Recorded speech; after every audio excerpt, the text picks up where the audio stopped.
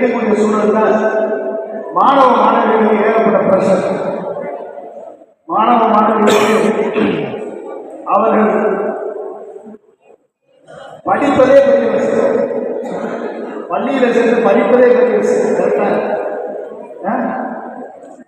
ஏன்னா அவரை சுற்றி ஏகப்பட்ட அட்ராக்ஷன், சினிமாவோட அட்ராக்ஷன், கரெக்ட், டிவியோட அட்ராக்ஷன், மொபைல் ஃபோனோட அட்ராக்ஷன். ஓகே, இந்த குழந்தை நல்லா இருக்கு விளையாடுறது என்ன பண்ணுவோம், பல வேலையே இருக்காது. உட்காந்து நெட்ட சிலையில் ஒரு சிலை இன்னொரு சிலை படிக்கிற மூக்க தூக்கி பிடிக்கும், காலை பிடிக்கும், கண்ணை குழந்தை.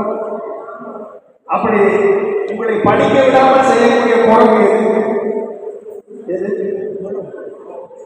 உங்களை படிக்க விடாமல் செய்யக்கூடிய குழந்தை என்ன சொல்லுங்க, சொல்லுங்க. எத்தனை குழந்தை இருக்கு உங்கள் கனவுகளை லட்சியங்களை வெள்ளெடுக்க விடாமல் செய்யக்கூடிய குழந்தை எது? மறப்பது எந்திரிச்சு சொல்றதுக்கு பரிசு. முதல் குழந்தை 5 குழந்தை சொல்றோம். யார் சொல்றாங்க? சொல்லு. என்ன குழந்தை? செல்போன். செல்போன் அந்த பொண்ணு செல்போன் ஒரு குழந்தை. இன்னொரு குழந்தை டிவியா? டிவி 2வது. 3வது சினிமா. 3வது குழந்தை. 4வது வீடியோ கேம்ஸ். 4வது. 5வது இத்தனை குழந்தை மத்திய பிள்ளைகளை படிக்க பெற்றோர்கள் பக்கத்தில் ஃபுல்லாக இத்தனை குழந்தை வச்சுட்டு பிள்ளைங்க படிக்கிறாங்க. ஆனால் அதையும் தாண்டி நாங்கள் படிப்போம் என்று வந்தவர்கள் தான் நம்மளுடைய குழந்தைகள். வாழ்த்துக்கள், பாராட்டுகள். ஓகே,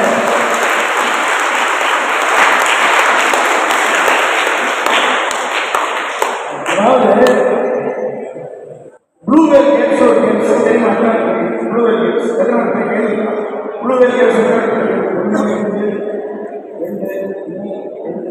3 4 பெரிய 5 6 இது ஒரு கேம்ஸ். இந்த கேம்ஸ் வந்து மொபைல் போன லிங்க் வரும். அந்த லிங்கை பார்த்து கிளிக் பண்ணீங்கன்னா உங்க போன்ல இருக்கக்கூடிய போட்டோ வீடியோ எல்லாமே அதை எடுத்துக்கிட்டு உங்களுக்கு நடக்கும். இந்த மாதிரி உங்க போட்டோ இதை நான் பப்ளிஷ் பண்ணிடுவேன் அப்படின்னு உங்களுக்கு நடக்கும். சில அந்தரங்க போட்டோ வச்சுருக்கேன், அதை பார்த்து நடக்க உடனே பயந்து பிள்ளைக்கு பயந்து நீ சொல்றதெல்லாம் கேட்க பண்ணிடாத. அவன் சொல்லுவான் 50 கட்டளை நைட்டு 3 மணிக்கு எந்திரிச்சு படம் பாருங்க. டிவியில் படம் தான் வர சொன்னான். 3 மணிக்கு எந்திரிச்சு பார்ப்போம். 12 மணிக்கு மாடியில் போய் அப்படியே ஒரு ரவுண்ட் அடிச்சுவாங்க. இது மாதிரி ஒரு 50 கட்டளை சொல்லுவோம். 1 நாள் செய்ய செய்ய 50வது கட்டளை நீ செத்து போயிரு, தற்கொலை பண்ணி செத்து. இப்படி செத்தவங்க 1600 பேர். செத்தவங்க எத்தனை பேர்? செத்தவங்க எத்தனை பேர்? 1600 பேர்.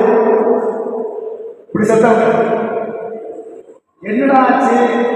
எல்லாரும் சாதாரண தமிழ்நாட்டில் 2 பேர் செத்தாங்க, கேரளாவில் 5 பேர், நியூசிலாந்தில் 10 பேர், அமெரிக்காவில் 7 பேர், ரஷ்யாவில் 30 பேர்.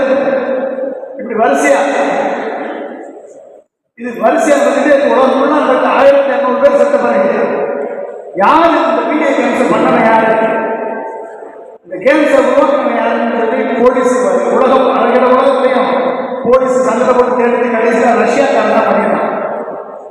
ரஷ்யாவில் வந்து சைக்காட்ரிஸ்ட் ஸ்டூடெண்ட், அந்த சைக்காட்ரிஸ்ட் ஸ்டூடெண்ட்டை அரெஸ்ட் பண்ணி போலீஸு கூட்டு போய் விசாரிச்சாங்க. ஏட்டா 1500 பேரை கொள்றதுக்கு பழிவாங்கிறதுக்கு உயிர் போனதுக்கு காரணமாக இங்கே இருந்திருக்க, உனக்கு தூக்குடா, ஏன் இதை பண்ண என்று அவனை போலீஸ் கேட்டுருக்காங்க. அவன் சொன்னானா, எனக்கு இறைவன் கிட்ட பணி, இந்த 1500 பேரை மேலே அனுப்புறதுக்கு எனக்கு இறைவன் கிட்ட பணி. என்னன்னா இறைவன் கிட்ட நீ பண்ண குற்றத்துக்கு இறைவனை பணி இல்லையா? இவங்க கட்டப்பட்டு வச்சு 700 பேர் இருக்காங்க. அவன் என்ன பண்ண ஒரு வீடியோ கேம்ஸ் போட்டு 1000 பேரை கொண்டு மேல அனுப்பிடுறான். சரியா?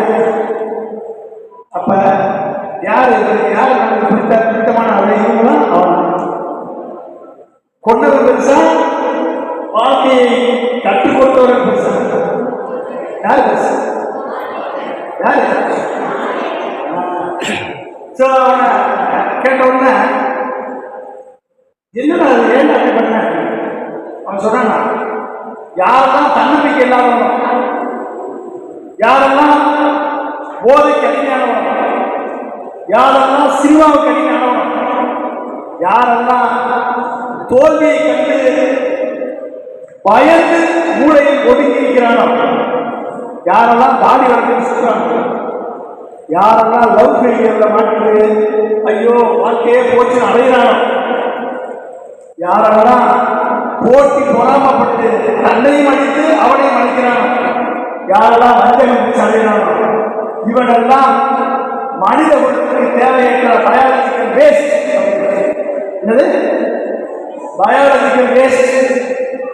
இந்த பயாலஜிக்கல் வேஸ்ட இந்த பூமியிலிருந்து சுத்தப்படுத்தி மேலோருக்கு அனுப்புறதுதான் இறைவன் திட்டப்பட்ட இந்த பூமியின் பாரத்தை அப்படின்னு யார சொன்னா? யார சொன்னா? போதைக்கு அடிமையானவன், சினிமாவுக்கு அடிமையானவன், ஆடம்பரத்துக்கு அடிமையானவன், தன்னம்பிக்கை இல்லாதவன், இப்படி தோல்வியை கண்டு தோல்வன், இப்படி எல்லாம் கண்டுபிடிச்சு எப்படி இதை கண்டுபிடிப்பேன்? அதான் வாட்ஸ்அப்ல ஸ்டேட்டஸ் வைக்கிறாங்க. எத்தனை பேர் வாட்ஸ்அப் ஸ்டேட்டஸ் வைக்கிறீங்க? வாட்ஸ்அப் ஸ்டேட்டஸ் வைக்கிறவங்க கைங்க. ஹஸ்பண்ட் சண்டை வந்தா ஒன்னே ஒரு ஸ்டேட்டஸ், பொண்டாட்டியோட சண்டை வந்தா இன்னொரு ஸ்டேட்டஸ், ஃப்ரெண்டோட சண்டை வந்தா ஒரு ஸ்டேட்டஸ், சோகமா இருந்தா ஒரு ஸ்டேட்டஸ், சந்தோஷமா இருந்தா ஒரு ஸ்டேட்டஸ். போறீங்களா இல்லையா? போறீங்களா இல்லையா? எஸ்ஆர்னோ? கொஞ்சம் ஜாக்கிரதையா இருக்கு. ஸ்டேட்டஸ் போட்டு ஃபேஸ்புக்கில் எழுத வச்சு சோசியல் மீடியாவில் நீங்கள் எப்படி பிஹேவ் பண்ணுறீங்கிறத வச்சு உங்களை கேப்சர் பண்ணி உங்களை காலி பண்ணி மேலே அனுப்புறதுக்கு இன்னொரு கூட்டம் கருது. சரியா? ஸோ இப்படிப்பட்ட ஸ்டேட்டஸை வச்சு கண்டுபிடிச்சு அவங்க எல்லாம் என்ன சொல்றாங்க? Biological waste. அல்லது பயாலஜி உயிரியல் கழிவு. நீங்க பெற்றோர்கள் குழந்தைகளை பெற்று குழந்தைங்களை பெறுவதே பெரிய விஷயம். கல்யாணம் பண்றது அதுதான் பெரிய விஷயம். இப்ப ஒழுங்கா கல்யாணம் பண்ணிட்டு குழந்தை பெற்று அந்த குழந்தைகளுக்கு காது ஊற்றி மொட்டையடிச்சு பிள்ளைகளை படிக்க வச்சு அந்த கனவுகளை நனவாக்கி டாக்டர் ஆக்கி, இன்ஜினியர் ஆக்கி, வக்கீல் ஆக்கி, ஐஏஎஸ் ஐபிஎஸ் ஆக்கி அவர்கள் பெரிய கனவுகளை நனவாக்கக்கூடிய ஒரு அவர்களை கனவுகளை நனவாக்குவதற்கு பெற்றோர்களாகி நீங்கள் என்ன பண்றீங்க? மெழுகு வத்தி மாதிரி முழுகி உடைக்கிறீங்க. இப்படிப்பட்ட கனவுகளோடு வளர்ந்த பிள்ளைய அவன் என்ன சொல்றான்? Biological waste. நீங்க பயாலஜிக்கல் வேஸ்டா லட்சியம் வாங்கிடலாம் குழந்தைங்களா? அது பயாலஜிக்கல் வேஸ்ட். அப்படின்னா என்ன செய்யணும்? லட்சியம் உள்ள யாரையும் யாரும் அடிமைப்படுத்த முடியாது. உங்களுக்கு ஒரு லட்சியம் இருந்துச்சுன்னா உங்களை சொல்லுங்க, நான் சொல்ற திரும்பி சொல்லுங்க. நான் எனக்கு மிகப்பெரிய லட்சியம் உண்டு. சிறு லட்சியம் குற்றமாகும். அந்த லட்சியத்தை அடைவதற்கு அறிவை தேடி தேடி பெறுவேன்.